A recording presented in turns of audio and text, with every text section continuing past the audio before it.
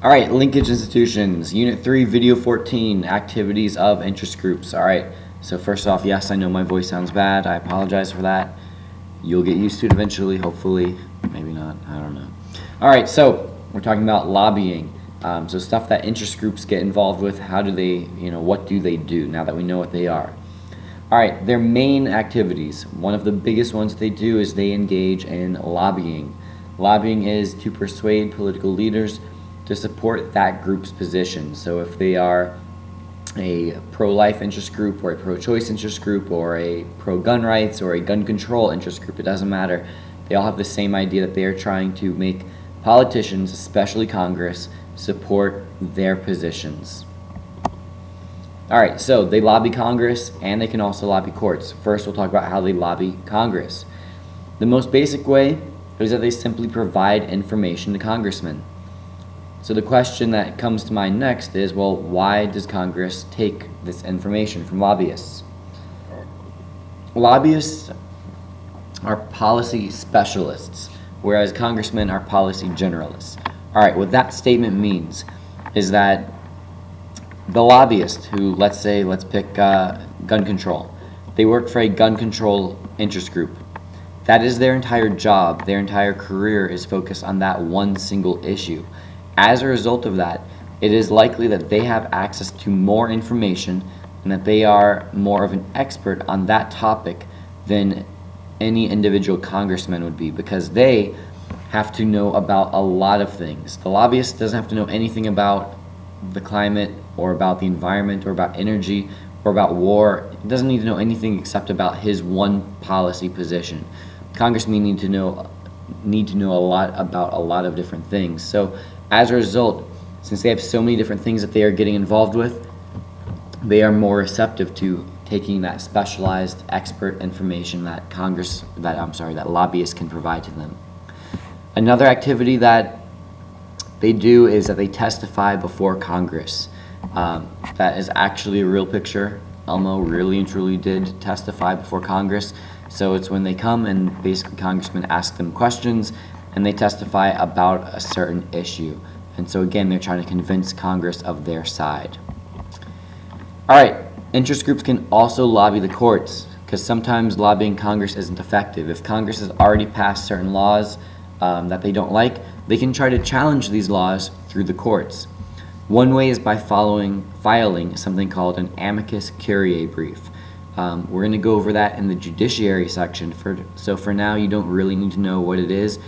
You might notice at the bottom of the screen it does say friend of the court. That's the literal translation. Amicus curiae is Latin for friend of the court. So like I said, we'll talk about that in the judiciary chapter.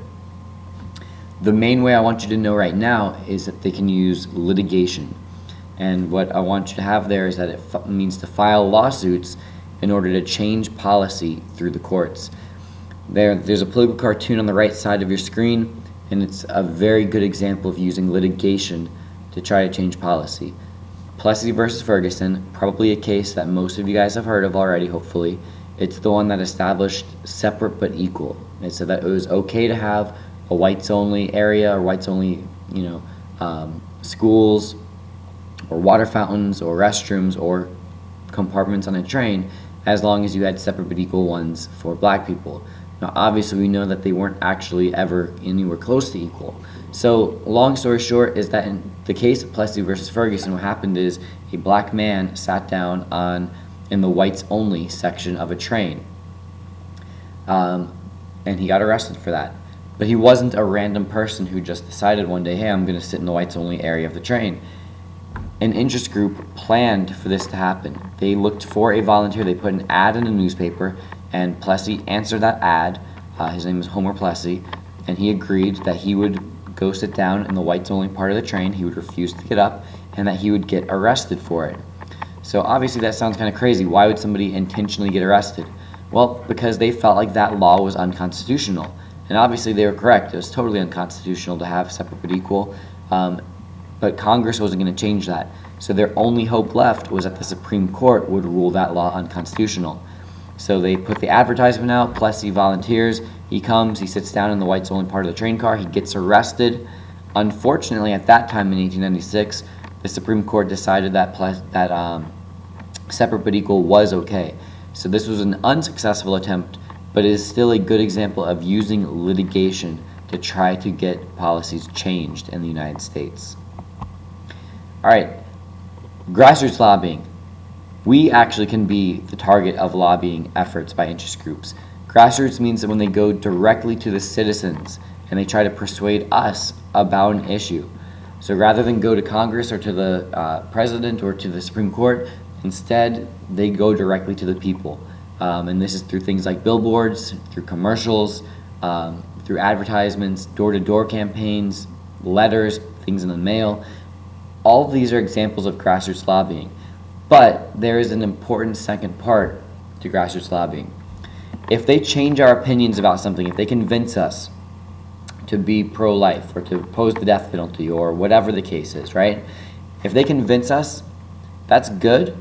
But if we don't do anything, then it doesn't change anything. So they are counting on a second step. And that second step, if you look at the picture on the right, where you have people now actually protesting and demonstrating, this is what they need to happen for grassroots lobbying to be effective, is that people need to do something about it. They have to do something like protest, like contact the government, contact their representative, whether that's by mail or by phone, or more likely today by Twitter or by Facebook, social media, email. These are different ways that we can contact the government and try to influence them. So if grassroots lobbying is successful, not only will it change the opinion of citizens, but then those citizens will demand that policy, and they're going to demand it from the government. So that's how they get their way. One other thing for grassroots lobbying is when it's successful, it's usually on big, broad issues. Like you see that billboard there of the guy. That's a very basic issue of abortion, pro-choice versus pro-life. Things that are easily understood by people. It's not going to be effective, grassroots lobbying, to have a billboard that's about some kind of intricate tax policy. So it has to be something that is easily understood. All right, there are several activities of interest groups. We're going to break these up each into their own slide. So for one, they organize protests, and that one's pretty basic what that means. Interest groups organize protests, so whatever position they're on, if they can get some attention for that, so they get 1,000 or 10,000 or 100,000 people out there protesting and demonstrating, can bring attention to their cause, and again, try to influence policy. They can create PACs, political action committees. As you notice, PACs keep coming up in this unit. That's because they are massively important. Political action committees, we remember that they are private groups created in order to raise money for a candidate. Well, interest groups are one of the people who actually create PACs, and they make campaign contributions, so it's their way of having influence on the government through monetary means. They also endorse candidates. Now, you guys might remember this from your project in the beginning of the year when you had to get interest group ratings for the representative that you specifically were researching. The basic idea here is that interest groups, in order to help constituents or their people vote the way that they want them to vote, is that they will give grades to all of the different candidates and basically tell them, hey, if you are, in this example, what you see here, this is the NRA, so gun rights. If you are a gun rights supporter, a member of the NRA, they gave John Decker a grade of a B, so he's not perfect, but he's better than the other guy, John Larson, who got a grade of an F. So they're telling you, vote for Decker, don't vote for Larson. And if gun rights is an important issue to you, that could definitely help you make your decision. So interest groups endorse and they rate candidates. Get out the vote, we've seen this already, so getting out the vote, you have here on the right side, it's a good example of it. This interest group, it's a pro-choice interest group, and they are bragging about how they got out the vote. They knocked on doors, they called people reminding them to vote, a lot of ads, mail, so they did a lot of things to help actually get people to go out and vote. It could be physically taking them, driving them to the polls. These are things interest groups could do to make sure that the side that they support wins. They also advertise their position, again through commercials. On the left you see just a screenshot of an anti-Obama commercial that was paid for by the NRA. On the right you see a billboard that's advertising, basically. You can see it has beer, football, and marijuana, and it's telling you that marijuana is the safest of those three. So it's a very simple message advertised by using a billboard. Okay, Last couple things with interest groups, we have a couple terms here. Free riders. A free rider is a person who benefits from the efforts of an interest group without actually joining. If you look at the bottom left here, you see where it has two groups of people, cooperators and free riders. View the cooperators as the members of the interest group, and they are contributing, they are putting in time, effort, and energy, and they work for something, but as a result of their efforts and their work, other people benefit too, not just the members. So this is a problem for interest groups, because if you can receive the benefits of an interest group without actually joining, then you don't really have any incentive to join. Best example I can give you guys is the AARP. It's an interest group for old people. What is it? American Association of Retired Persons, something like that. The idea is pretty simple. They get discounts for old people. So if you go to McDonald's, there is a senior citizen price for coffee, for instance. The thing is, you don't have to be a member of the AARP, you just have to be old. So you could be a free rider from that standpoint, where if you're old, you benefit even though you weren't part of that group. So what groups try to do usually is they try to make it so that only their members benefit from their efforts. All right, second term here, changing subjects basically, is revolving door.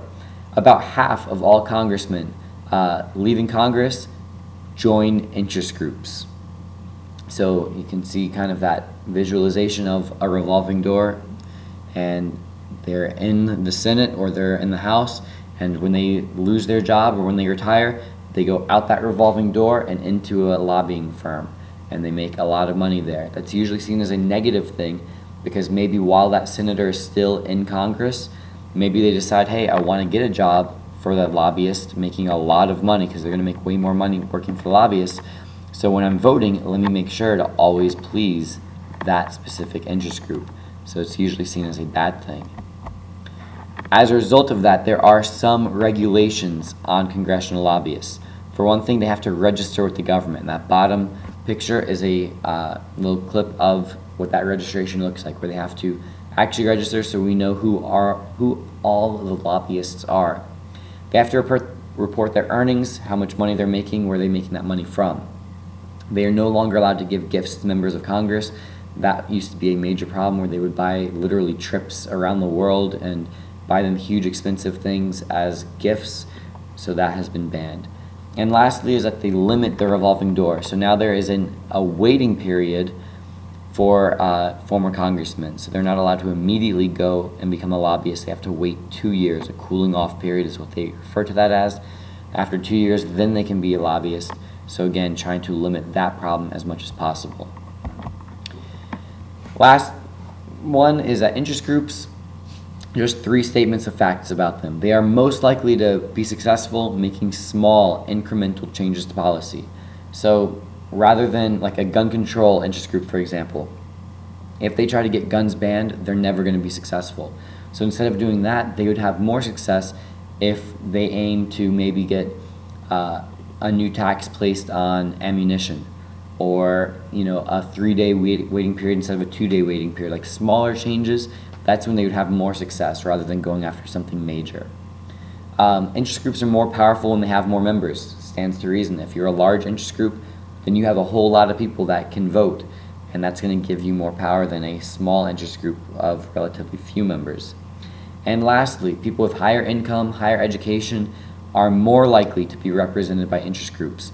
Again, that makes sense, because people without a lot of money, a lot of education, they don't have the ability to form interest groups and to represent themselves like that. So that is pretty much it for interest groups.